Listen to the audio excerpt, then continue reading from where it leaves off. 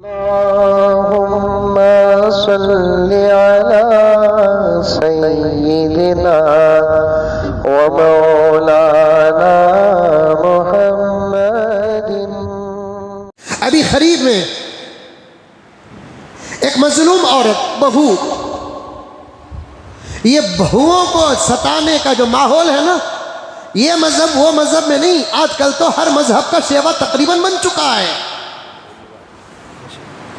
मुसलमान घरों में भी बहुओं को सताते हैं, हिंदू घरों के अंदर भी बहुओं को सताते हैं, दूसरे मजाहिब के घरों के अंदर भी बहू को सताते हैं।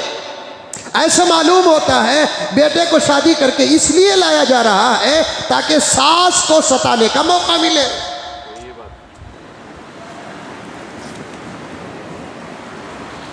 पहले सास को चाहिए कि वो बहू को बेटी माने, जवाब में बहू सास को मां मानेगी। ऐसा नहीं कि बहू सास को मां माने, ये पहले मोहब्बत करे। माँ की ममता और माँ की शफकत पहले है, बच्चों का अदब और एहतराम बाद में है। और ऐसे हालात पर हमारे मुल्क की हुकूमत और सरकार की नजर नहीं। भाई बहनों के नारे लगाने वाले पार्लियामेंट से लेकर स्टेजों तक, उनको नहीं मालूम कि एक हुकूमत के एतबार से इस मुल्क की वो बच्चियां जो शादी होकर ससुराल में जिंदगियां गुजार रही हैं, उनके ऊपर कितने जुल्म और सितम के पहाड़ टूट रहे हैं। बात सही कह रहा हूं मैं? बच्चियों को शादी करके देना आज के ज़माने में यूं मालूम होता है किसी हॉस्टल के हवाले करना है।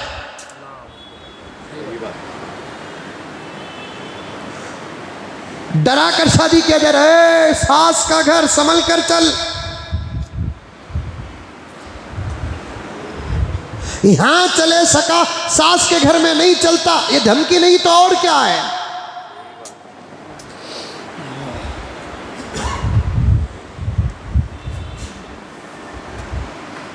सास का तो एक बात बोलेंगी,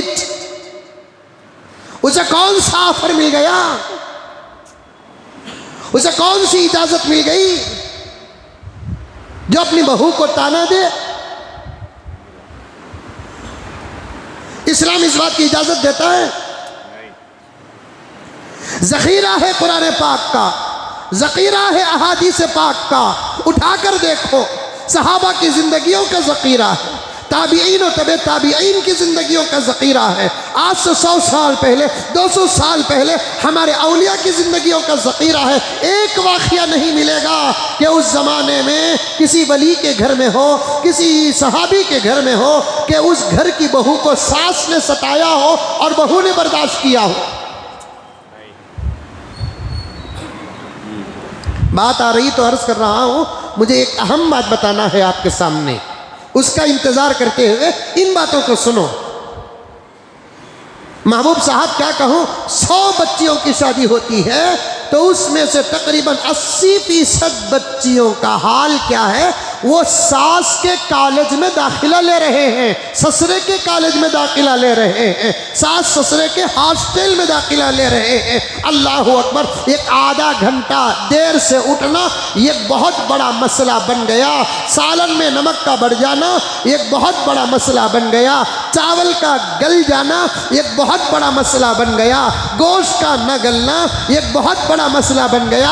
अम्मा के घर को जाने के लिए ऐसे हाथ जोड़कर शौहर सास और ससुरे के सामने इजाजत पूछती है जैसे किसी स्कूल और मदरसे का बच्चा 1-2 दिन की छुट्टी मांगने के लिए मोहतमिम के सामने बाअदब और प्रिंसिपाल के सामने बाअदब खड़ा हो जाता है। क्या हाल बना रखा है। मैं बारहा कहता हूं, अगर मुझे ये बातें हर जुमा बोलना पड़े तो मैं जरूर बोलूंगा। मुसलमानों, आज हमारी परेशानियों की वजह हमारे अपने अमाल हैं।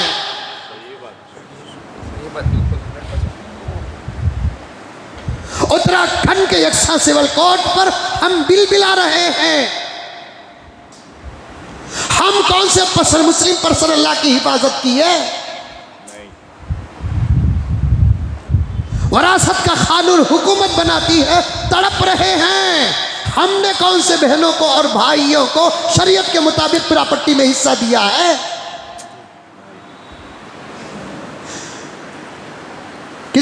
किसी घर में बड़े भाई की पूरी गिरफ्त है प्रॉपर्टी में, किसी घर में छोटे भाई की पूरी गिरफ्त है प्रॉपर्टी में, किसी घर में भाइयां पूरे कब्जा कर चुके हैं, किसी घर में बहनों ने यूकल हिस्से का मुतालबा करते हुए कोर्ट का दरवाजा खिटखिटा रहे हैं। हम अपने हाथों से पर्सनल लॉ को गारत कर रहे हैं।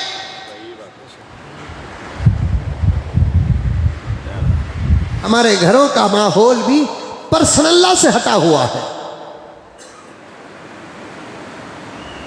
बच्ची शादी होकर क्या जाती है सास के घर में, यूं समझिए कि ससुराल जेल के अंदर मुजरिम बनकर रहती हो, कोई फ्रीडम नहीं, पूरे घर का बोझ उसके सर डाल दिया जाता है। मैं एक तरफा बात नहीं करता, दो तरफा बात करता हूं। मेरी तकरीर से औरतें परेशान न हो। शायद मुजम्मिल साहब को से कि घर का बहू का फोन आगा,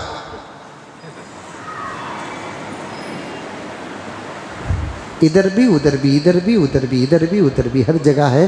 तो चूंकि मेरा उन्वान आ रहा है तो मैं इस तरफ बात कर रहा हूं।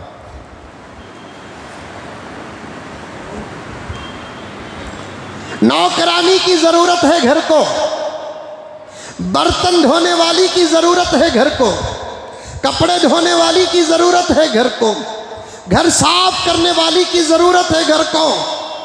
अब बर्तन धोना है तो 3000 रुपये दो, कपड़े धोना है तो 4000 रुपये दो, घर साफ करना है तो फिर 3000 रुपये दो।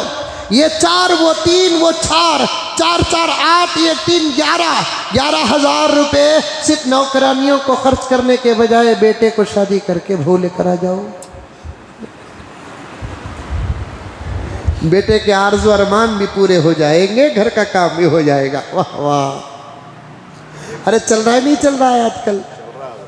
क्या आयु भाई, सही बोल रहा हूँ मैं? बहुत दिनों के बाद आप तशरीफ लाए हैं।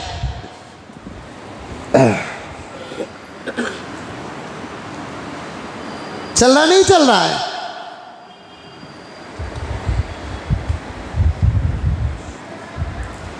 एक गैर मुस्लिम घर के अंदर एक बच्ची को बेहद सताया गया। मेरे पास एक किताब है, वो लोग जो इस्लाम कबूल किए उनके इस्लाम कबूल करने के वजूहात क्या हैं, उस किताब के अंदर मौजूद है। इत्तेफाक से बहुत पुरानी किताब थी। 4 दिन पहले मैं मदरसे के दफ्तर में बैठा था तो मैं किताब तलाश कर रहा था तो वो किताब मिल गई। चलो देखेंगे बोलकर किताब मिल जाती है तो पढ़े बगैर चैन नहीं आता। मैंने खोला तो यही वाकया मिला।